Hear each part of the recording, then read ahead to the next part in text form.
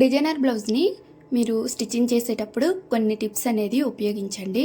Finishing అనేది బాగుంటుంది and ఈజీగా ఉంటుంది, ఫాస్ట్గా కూడా కుట్టేయగలుగుతారు.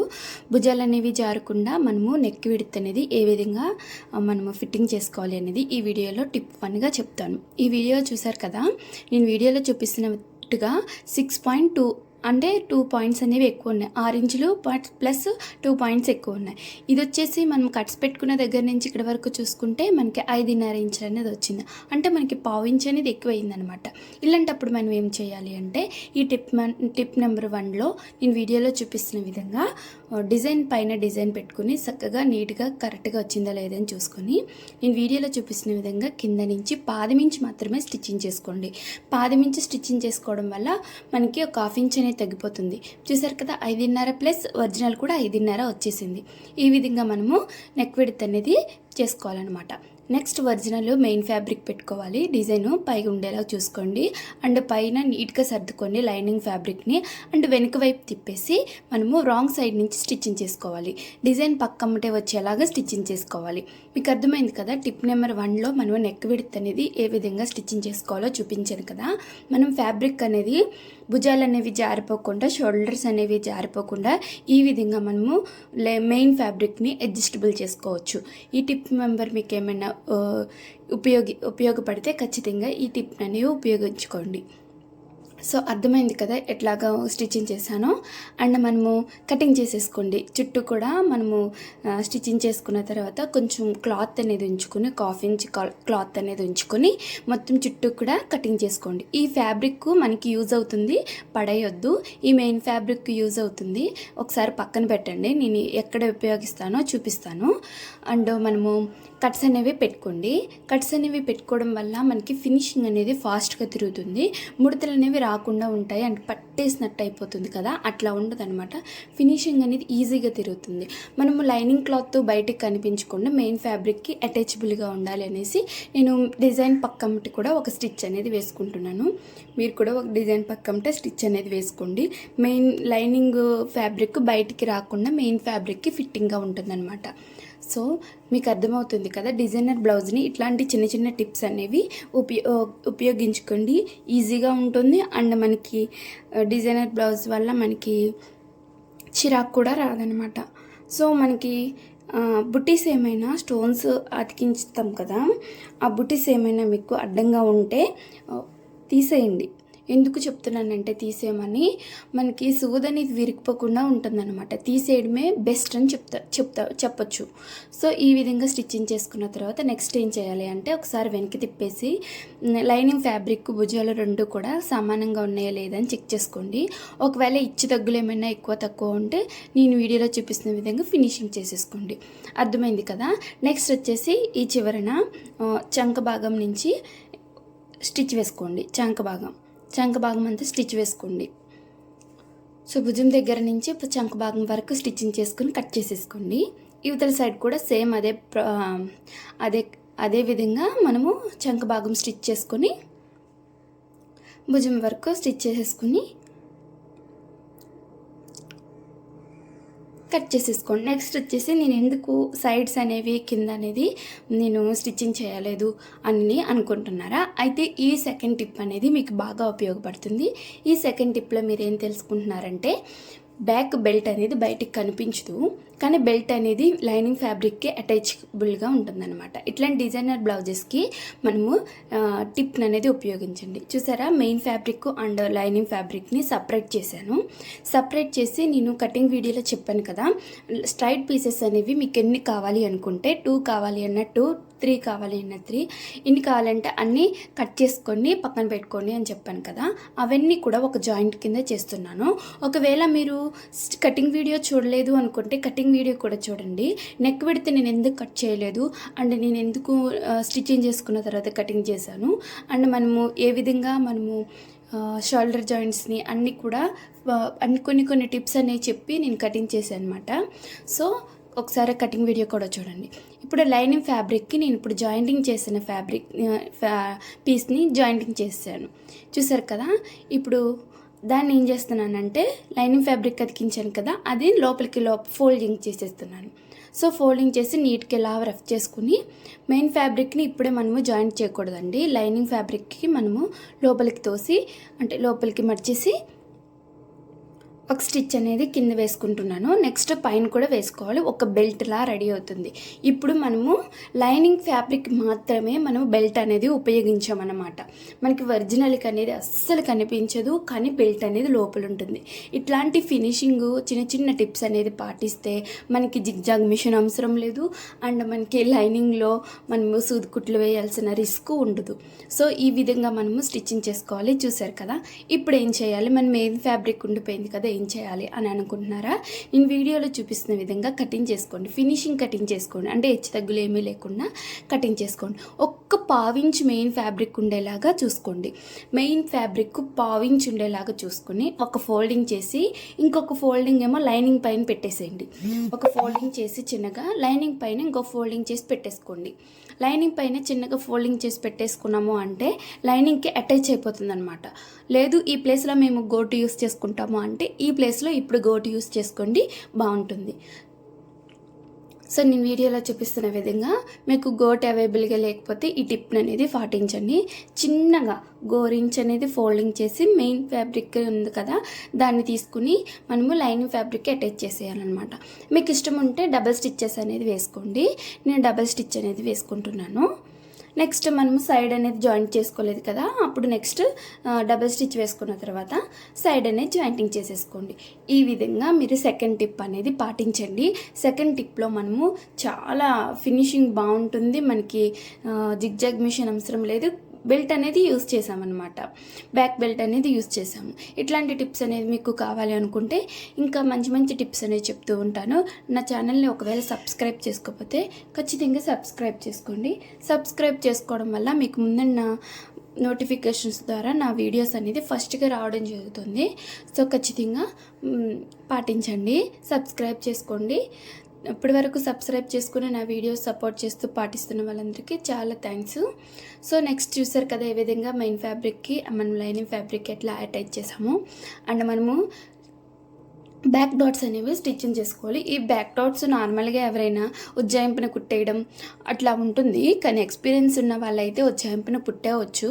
కానీ బిగినర్స్ కోసం నేను చెప్తున్నాను, చిన్న సైజు బ్లౌజెస్కి మనము 2.5 అలా తీసుకోవాలి. పెద్ద సైజు బ్లౌజెస్కి 3.5 అలా తీసుకోవాలి. చిన్న సైజు బ్లౌజెస్కి పెద్ద సైజు బ్లౌజెస్కి మనము కొంచెం డిఫరెన్స్గా మనము బ్యాక్ డాట్స్ అనేవి వేసుకోవాలి.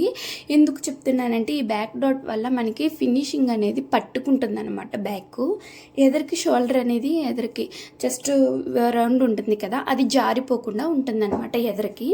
సో ఖచ్చితంగా ఈ డాట్స్ కూడా మీరు కరెక్ట్గా వేయడానికి ఒకసారి ట్రై చేయండి. సో మనము ఫ్రంట్ పార్ట్స్ ఖచ్చితంగా ఎదురు బదురు ఉండేలాగా పెట్టుకోండి. లైనింగ్ ఫ్యాబ్రిక్ ఎదురు బదురు ఉండేలాగా పెట్టుకున్న తర్వాత మెయిన్ ఫ్యాబ్రిక్ ఎదురు బదురు ఉండేలాగా పెట్టుకోండి. సో ఇక్కడ మీరు బిగినర్స్ ఉంటే కన్ఫ్యూజ్ అవుతారు. సో ఒకసారి కన్ఫ్యూజ్ ఎందుకు అవుతారో చెప్తాను, ఒకసారి చూసేయండి. నేను కింద నుంచి తీసుకుని కింద ఫస్ట్ లైనింగ్ అనేది కింద ఎదురు బదురు పెట్టేసుకొని చక్కగా పెట్టేసుకున్నా. కింద నుంచి తీసుకుని నేను లైనింగ్ ఫ్యాబ్రిక్ అనేది పైన పెట్టుకుని రాంగ్ సైడ్ కుట్టుకుంటున్నాను. ఒకసారి అబ్జర్వ్ చేయండి, మనం ఎటు నుంచి ఎటు కుడుతున్నాము, మెయిన్ ఫ్యాబ్రిక్ని అండ్ ఒరిజినల్ని ఎట్లా కుడుతున్నాము ఏంటి అనేది బిగినర్స్ అనేది కొంచెం ఫోకస్ చేయడానికి ట్రై చేయండి. ఎందుకంటే ఫోకస్ చేయడం వల్ల మనము ఎటు మనము జాయింటింగ్ చేసుకుంటున్నామో అనేది తెలుస్తుంది అనమాట. సో ఇలాగా స్టిచ్చింగ్ చేసుకున్న తర్వాత కటింగ్ చేసుకుని చిన్న చిన్న కట్స్ పెట్టుకుని ఇప్పుడు లోపలికి ఫోల్డ్ అప్ చేసేయండి. అర్థమైంది కదా. సో ఈ విధంగా మనము మెయిన్ ఫ్యాబ్రిక్ అండ్ లైనింగ్ ఫ్యాబ్రిక్ని ఈ విధంగా మనం స్టిచ్చింగ్ చేసుకోవాలి. బిగినర్స్ ఎవరైనా ఉంటే మాత్రం ఖచ్చితంగా ఫోకస్ చేయండి. మళ్ళీ చెప్తున్నాను, మళ్ళీ స్టిచ్చింగ్ చేసిన తర్వాత కట్ చేసేసాము అంటే మనకి క్లాత్ అనేది వేస్ట్ అయిపోతుంది, డిజైన్ బ్లౌజెస్ కూడా వేస్ట్ అయిపోతాయి. ఖచ్చితంగా మీరు ఫోకస్ చేయడానికి ట్రై చేయండి. సో చుట్టూ కూడా స్టిచ్చింగ్ చేసేసుకుంటున్నాను. నెక్స్ట్ వేస్ట్ అనేది కటింగ్ చేసేసుకుంటే సరిపోతుంది. అండ్ నేను యువతలది ఎలా కటింగ్ చేశాను, ఇటు సైడ్ డిజైన్ బ్లౌజ్ ఎట్లా కటింగ్ చేశాను స్టిచ్చింగ్ చేశాను తెలిసింది కదా.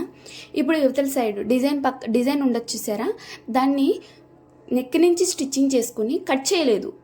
నెక్ నుంచి స్టిచ్చింగ్ చేసుకుని చుట్టూ కూడా స్టిచ్చింగ్ చేసేసుకుంటున్నాను. సో చుట్టూ కూడా స్టిచ్చింగ్ చేసుకున్న తర్వాత నెక్స్ట్ నేను కటింగ్ చేసుకుంటాను.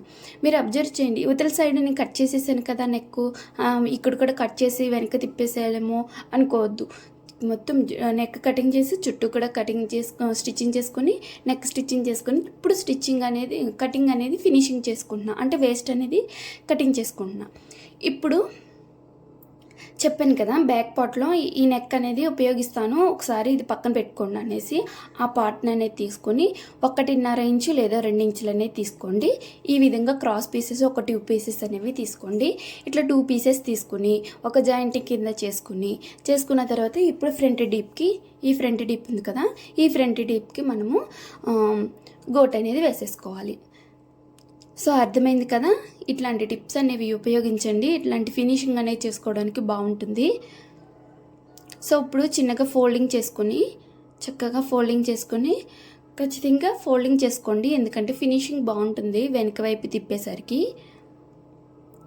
చిన్నగా ఫోల్డింగ్ చేసుకుని ఒక స్టిచ్ వేసుకున్న తర్వాత కట్స్ పెట్టుకుని, మీకు ఏమైనా ఎక్కువ క్లాత్గా కనిపిస్తుంది అనుకో, కట్స్ పెట్టుకున్న తర్వాత అది కట్ చేసేసుకోండి అని ఫినిషింగ్ చేసేసుకోండి చివరన. నెక్స్ట్ తర్వాత కట్స్ పెట్టుకున్నాం కదా, అది ఫోల్డ్ అప్ చేసేది. ఇప్పుడు పై వైపుకున్నది చూసారా గోటు, దాన్ని వెనక్కి వైపు తిప్పేసుకుని చివరన ఒక స్టిచ్ వేసుకోండి. నెక్స్ట్ మళ్ళీ 1/2 ఇంచులో ఒక స్టిచ్ వేసుకోండి. ఈ విధంగా మనము గోట్ అనేది వేసుకోవాలి. చూసారు కదా ఫ్రంట్ డీప్స్ అనేవి ఎట్లా స్టిచ్చింగ్ చేశానో. ఫ్రంట్ డీప్స్ అనేవి చాలా ఇంపార్టెంట్, ప్లీజ్ అబ్జర్వ్ చేయండి. మీరు ఖచ్చితంగా అబ్జర్వ్ చేయడం వల్ల మనకి ఎట్లాంటి పార్ట్స్ని, లైనింగ్ పార్ట్ని ఏ విధంగా స్టిచ్చింగ్ చేసుకుంటున్నాము అనేది మీకు అర్థమవుతుంది. సో నెక్స్ట్ మనము కటింగ్ వీడియోలో చెప్పానండి ఎట్లా ఫ్రంట్ చెస్ట్ పార్ట్ని ఏ విధంగా మార్కింగ్ చేసుకోవాలనేది. మీరు ఒకసారి కటింగ్ వీడియో చూడకపోతే కటింగ్ వీడియో చూడండి. ఆ డాట్స్ ప్రకారం 3 డాట్స్ని కూడా స్టిచ్చింగ్ చేసేసుకుంటున్నాను 2 కూడా. అండ్ మెయిన్ మనకు కావాల్సింది ఏంటంటే పెద్ద డాట్ అనేది ఫస్ట్ స్టిచ్చింగ్ చేసుకోండి. ఆ స్టిచ్ వచ్చిన తర్వాత చంక్ భాగంలో స్టిచ్ వేసుకోండి. నెక్స్ట్ వచ్చేసి ఈ ఉక్సులు పట్టి కాజల పట్టి వైపు ఉంటుంది కదా, ఆ స్టిచ్ వేసుకోండి. సో అర్థమైంది కదా, ఈ విధంగా స్టిచెస్ వేసుకోవాలి. మెయిన్ పెద్ద డాట్ అనేది స్టిచ్ వేసుకోవాలి. మీలో ఎవరైనా లాస్ట్ వీడియో చూడకపోతే లాస్ట్ వీడియోస్ చూడండి. అండ్ ఖచ్చితంగా ఎట్లాంటి టిప్స్ అనేవి వేరే వాళ్ళకి కూడా ఉపయోగపడతాయి కదా, బిగినర్స్ ఎవరైనా ఉండే వాళ్ళకి ఖచ్చితంగా లైక్ చేయండి. లైక్ చేయడం వల్ల యూట్యూబ్ అనేది రికమెండేషన్ చేస్తుంది, ఖచ్చితంగా ఇంకొందరు తెలుసుకునేలాగా ఉంటుంది. కాబట్టి వీడియో ఖచ్చితంగా మీకు నచ్చితే మాత్రం లైక్ చేయండి, దీంట్లో ఎట్లాంటి ఫోర్స్ లేదు.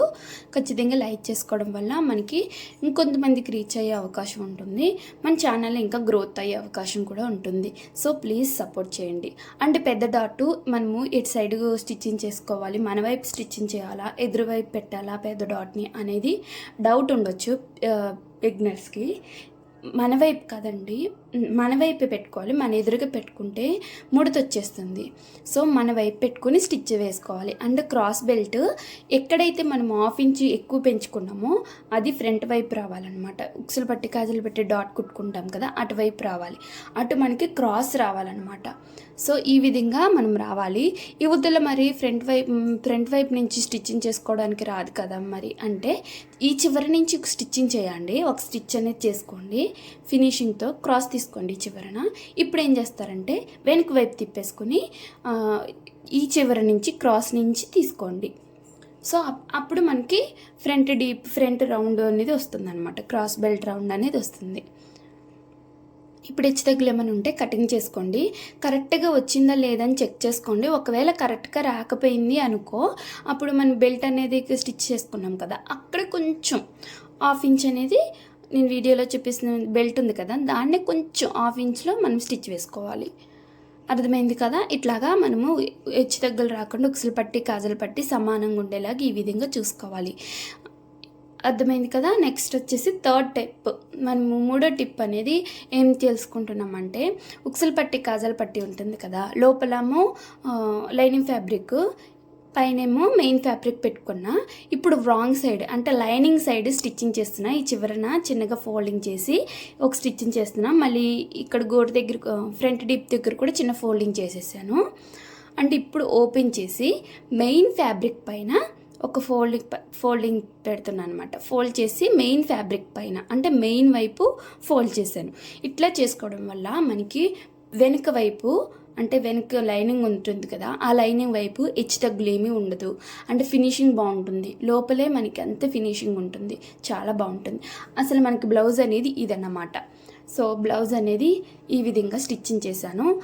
ఇది వచ్చేసి ఓల్డ్ శారీ అన్నమాట. ఓల్డ్ శారీకి నేను మెయిన్గా కలర్ తీసుకుని దానికి పేరప్ చేశాను. ఇది మన కస్టమర్ బ్లౌజే. సో ఓల్డ్ బ్లౌజ్ అనేది ఉండిపోతే దానికి ఇలాగ ఎంబ్రాయిడింగ్ వర్క్ డిజైన్ తీసుకుని 3 పజిల్స్ వేసి చక్కగా నేను పేరప్ చేశాను. ఈ వీడియో ఒకవేళ నచ్చితే మాత్రం లైక్ చేయండి, షేర్ చేయండి, మీకు నచ్చితే కామెంట్ చేయండి. Thank you for